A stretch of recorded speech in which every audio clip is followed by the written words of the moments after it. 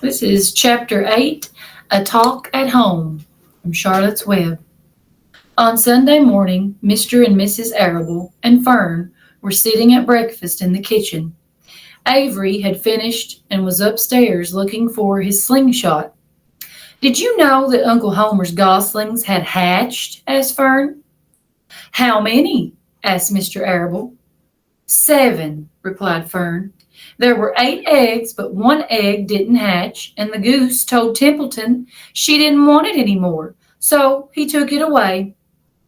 "The goose did what?" asked Miss Arable, gazing at her daughter with a queer, worried look.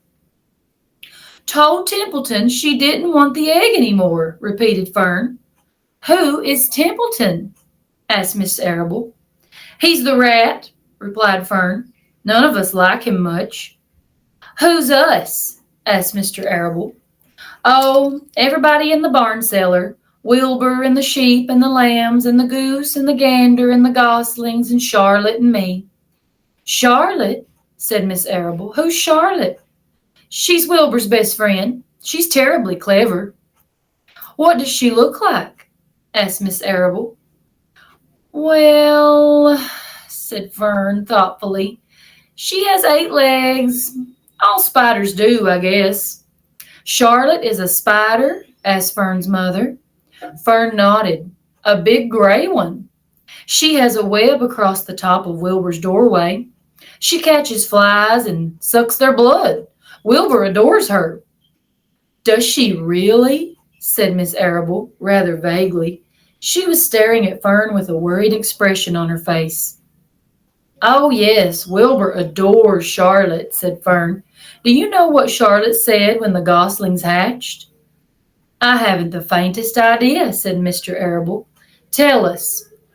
"Well, when the first gosling stuck its little head out from under the goose, I was sitting on my stool in the corner and Charlotte was on her web. She made a speech.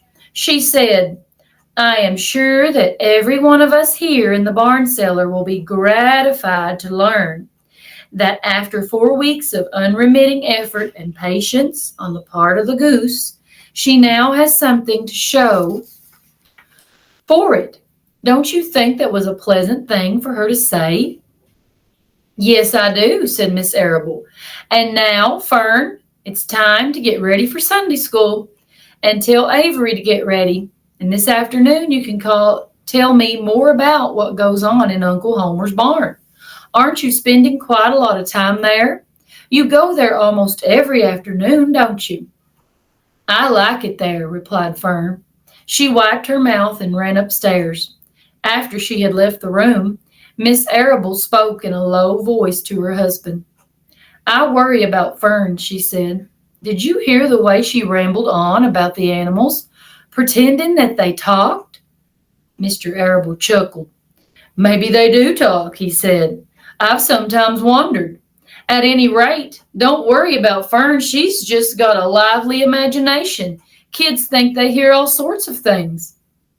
"Just the same, I do worry about her," replied Miss Arable.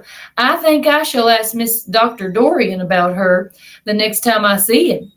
He loves Fern almost as much as we do, and I want him to know how strangely she's acting about that pig and everything. I don't think it's normal. You know perfectly well that animals don't talk." Mr. Arable grinned. "Maybe our ears aren't as sharp as Fern's," he said.